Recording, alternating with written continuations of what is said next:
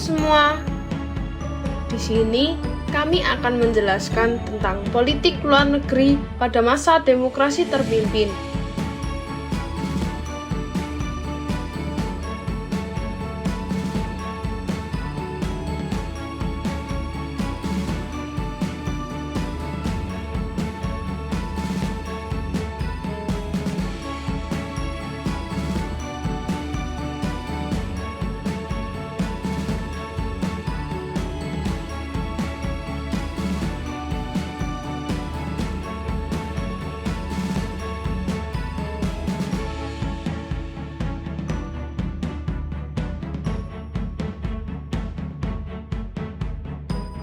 Kami dari kelompok 4 yang beranggotakan Dama Gandes, Dia Chandra, Erinda Gusnur, Faiza Naufalia, dan Hanifa Aulia dari kelas 12 IPS 2.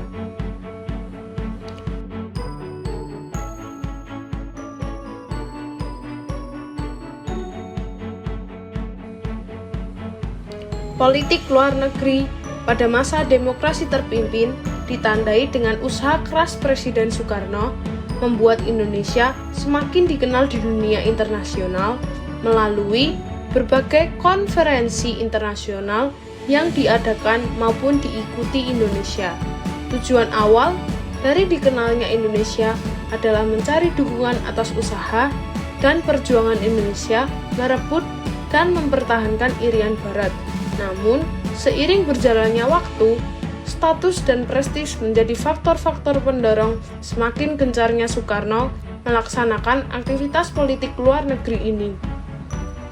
Efek samping dari kerasnya usaha keluar Soekarno ini adalah ditinggalkannya masalah-masalah domestik seperti masalah ekonomi.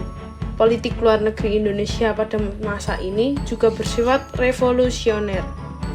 Presiden Soekarno dalam era ini berusaha sekuat tenaga untuk mempromosikan Indonesia ke dunia internasional melalui slogan revolusi nasionalnya, yakni NASCOM, atau bisa disebut nasionalis, agama, dan komunis, di mana elemen-elemen ini diharapkan dapat beraliansi untuk mengalahkan nekolim atau neokolonialisme dan imperialisme. Dari sini dapat dilihat adanya pergeseran arah politik luar negeri Indonesia, yakni condong ke blok komunis baik secara domestik maupun internasional.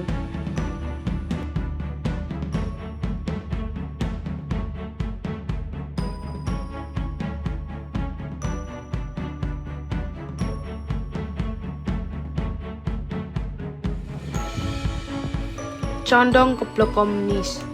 Hal ini dilihat dengan adanya kolaborasi politik antara Indonesia dengan Cina dan bagaimana Presiden Soekarno mengizinkan perkembangannya Partai Komunis Indonesia atau PKI di Indonesia.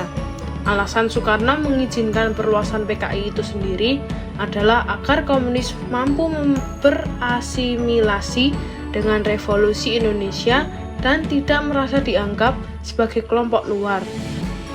Dibentuknya poros kerja Peking terdapat dua faktor, antara lain yang pertama, karena konfrontasi dengan Malaysia menyebabkan Indonesia membutuhkan bantuan militer dan logistik. Mengingat Malaysia mendapat dukungan penuh dari Inggris, Indonesia pun harus mencari kawan negara besar yang mau mendukungnya dan bukan sekutu Inggris. Salah satunya adalah Cina. Yang kedua, Indonesia perlu untuk mencari negara yang mau membantunya dalam masalah dana dengan persyaratan yang mudah, yakni negara Cina dan Uni Soviet.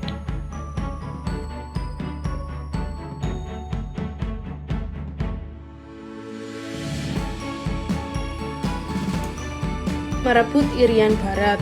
Dalam rangka persiapan kekuatan militer untuk merebut kembali Irian Barat, pemerintah RI mencari bantuan senjata ke luar negeri.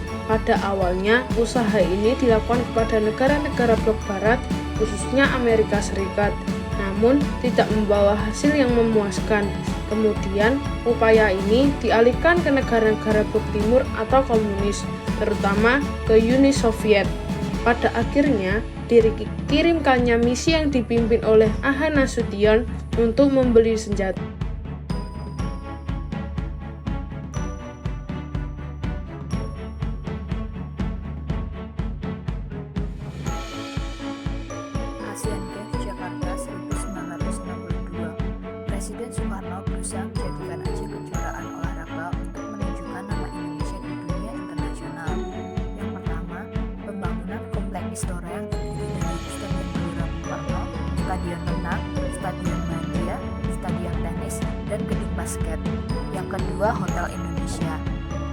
ketiga, memperluas Jalan Tamrin, Jalan Jenderal Sudirman, dan Jalan Grogol.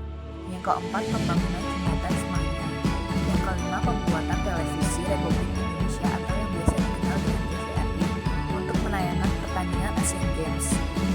Berbagai proyek tersebut, salah satu dananya merupakan bantuan dari Uni Soviet. Pelaksanaan Asian Games berlangsung dari 24 Agustus hingga 4 September 1962. Negara yang mengikuti berjumlah 16 negara. Muncul kontroversial di mana Indonesia tidak mengundang Israel dan Taiwan. Hal ini menyalahi Undang-Undang Asian Games Foundation. Oleh karena itu, kemudian Indonesia diskors dalam mengikuti Olimpiade Musim Panas 1964 di Tokyo. 5 besar negara yang memperoleh medali dalam Asian Games keempat yaitu Jepang, Indonesia, India, Filipina, dan Korea.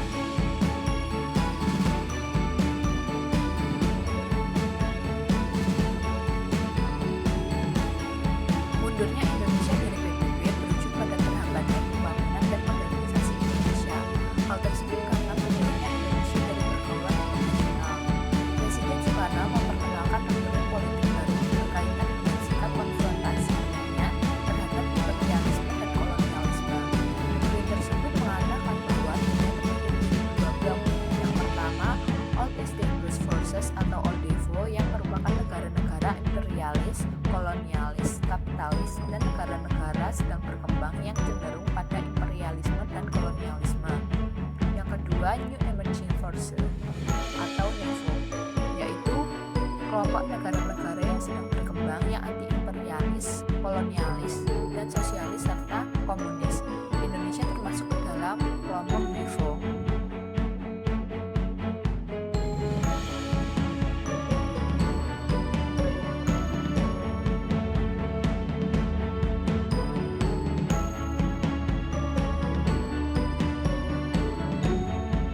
Pelaksanaan Games of the New Emerging Force atau yang disingkat dengan GANEFO. GANEFO merupakan pesta olahraga untuk negara-negara yang termasuk NEFO. GANEFO diadakan atas prakarsa Presiden Soekarno sebagai tandingan dari Olimpiade. Hal ini dilatar belakangi oleh peristiwa sebelumnya yang mana Indonesia diskors oleh Komite Olimpiade dikarenakan pada saat Asian Games tahun 1962 di Jakarta, negara Israel dan Taiwan tidak boleh mengikuti pertandingan olahraga tersebut.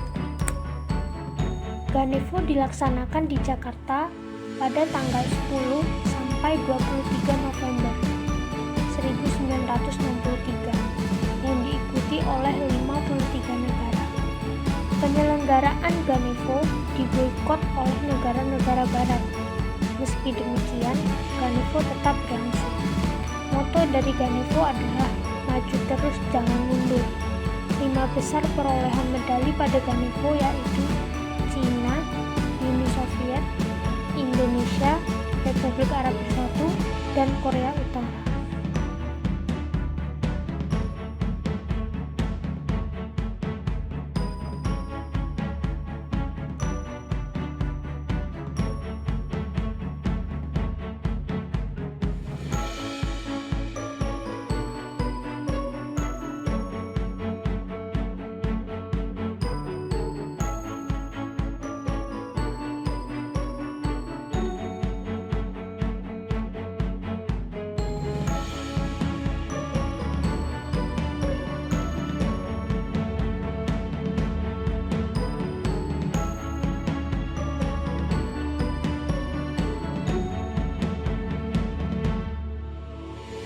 Pelaksanaan Conference of the New Emerging Force atau yang disingkat dengan CONEFO.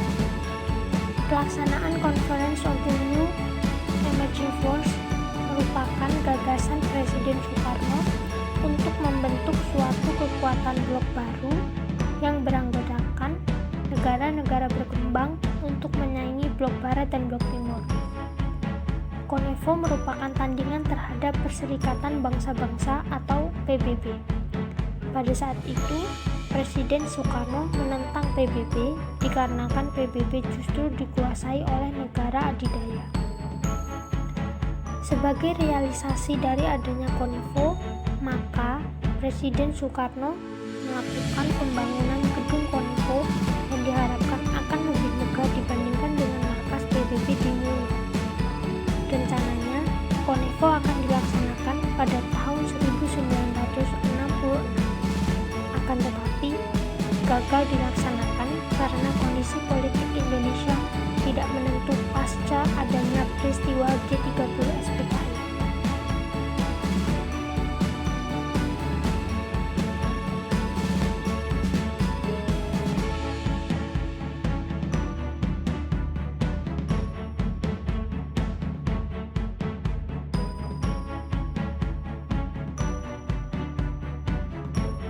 Konfrontasi dengan Malaysia. Pembentukan Federasi Malaysia oleh Inggris dianggap membahayakan Indonesia. Pemerintah Indonesia pada saat itu menentang karena menurut Presiden Soekarno, pembentukan Federasi Malaysia merupakan sebagian dari rencana Inggris untuk mengamankan kekuasaan Asia Tenggara. Pembentukan Federasi Malaysia dianggap sebagai proyek neokolonialisme Inggris yang membahayakan revolusi Indonesia. Oleh karena itu, berdirinya negara Federasi Malaysia ditentang oleh pemerintah Indonesia.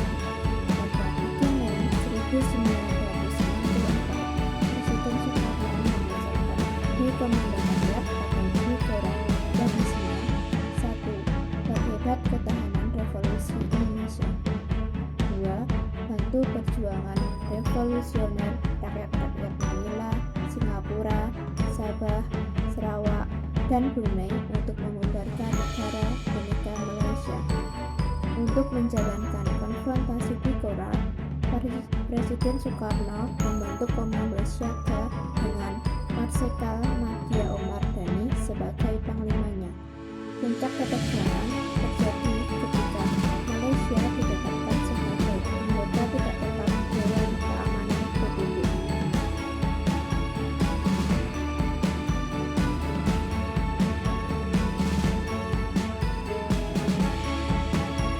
Indonesia keluar dari PBB. Ditetapkannya Malaysia sebagai anggota tidak tetap Dewan Keamanan PBB menyebut kemarahan Indonesia, hingga akhirnya pada 15 September 1965 Indonesia keluar dari PBB karena Soekarno beranggapan bahwa PBB berpihak pada blok barat. Berikut ini merupakan alasan Indonesia keluar dari PBB. 1. Presiden Soekarno menganggap bahwa markas PBB di New York tidak netral, seharusnya di luar blok Amerika dan blok Uni Soviet. 2.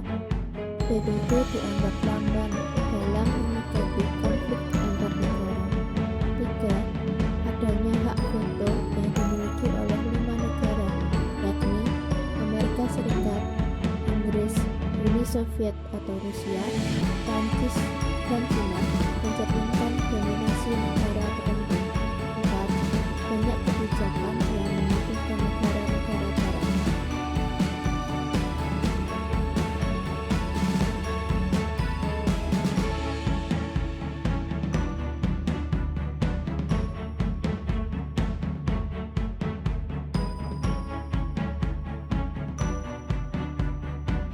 Demikian video pembelajaran kali ini. Semoga apa yang telah kami sampaikan bisa menambah wawasan untuk kita semua. Sekian, terima kasih bagi yang sudah menonton.